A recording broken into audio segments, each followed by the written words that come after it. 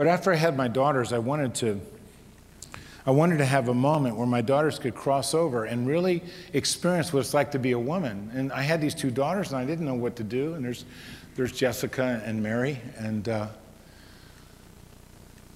my wife gave me a gift, and she said this to me. She said, you know, your daughter's view of their body and their beauty is directly proportionate to how you view them and what you say to them. And I was like, honey, I don't know what to do.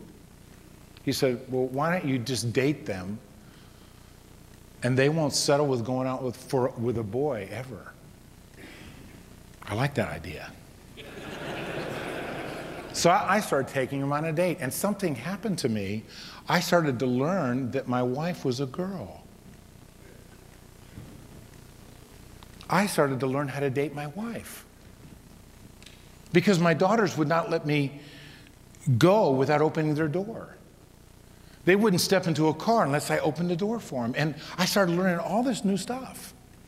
Because a little girl is a whole lot less intimidating than your wife, who's kind of like mad at you most of the time. Hey, honey, you want to go on a date for what? Well, you know, I thought we could hang out. That's fine for you to say. You've been traveling, having all this fun, but I've been home with him. Oh, okay. And so I started this process of dating my daughters, and so I began to pray, and I said, well, what do I do? How do I call out my daughter? And Jessica, she turns 15, and boys start calling, and so I do the interview process. It's great, guys. My daughters trust me. Boys do not get in my home. They don't get to hang out without an interview. And I look at them, you know, eye to eye, and I mean, you know, there's some guys who are scared of me, and it doesn't bother me at all.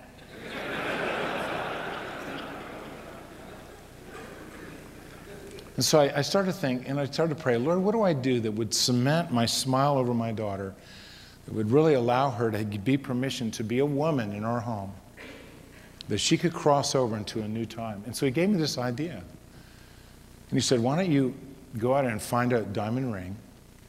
And I put it and I hid it in a rose. And I took her to a real romantic Italian restaurant. And I said to her before this night, I said, honey, tonight something's going to happen to you that happened to your older brother that'll cause you to never be the same again. So I took her out to this restaurant in California and walked her in, and she just was stunning. She spent the whole day dressing up. And she had on the makeup and the earrings, and she's just flowing, and I'm walking in like, she's just gorgeous, and we sit at this table, and I spend a night talking to her about what I loved about her.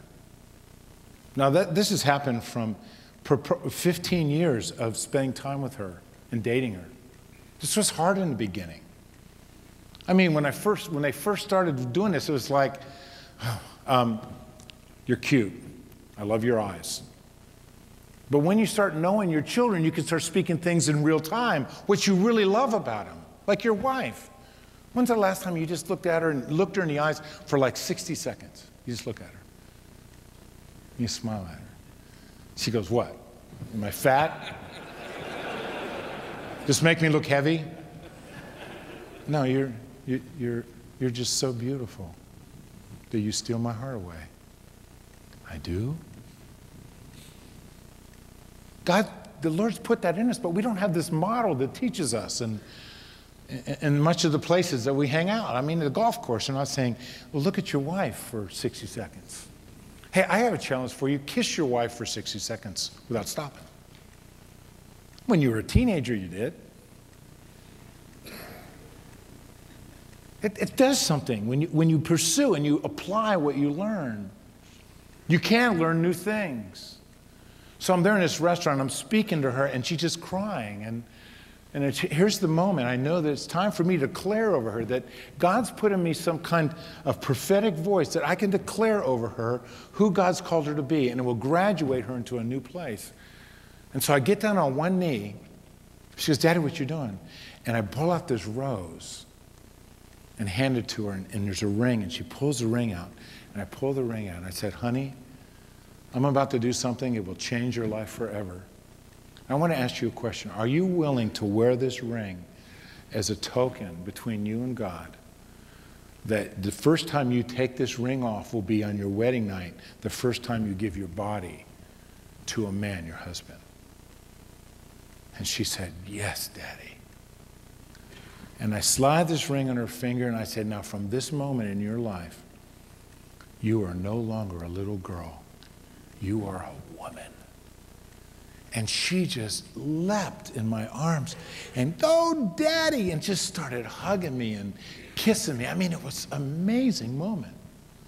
Well, the people in the restaurant that were close were all crying. Wives were going, why don't you do that with our daughter, you know? Guys far away were going, look at that old fart and that young dude. All right, way to go. It's California, okay? Go to Newport Beach, you know. But something happened to her. We get in the car, we're going home. And she's real quiet, and I said, honey, what's going on? And she says, this was the greatest day of my life. I never knew the power of those words in a moment that was special could change the destiny of my daughter. She goes to school the next day, and she's carrying a diamond ring on her marriage finger. And girls run up to her and go, oh my gosh, you're engaged? No, my daddy gave me a ring last night. And he told me what he loved about me. And they all cried.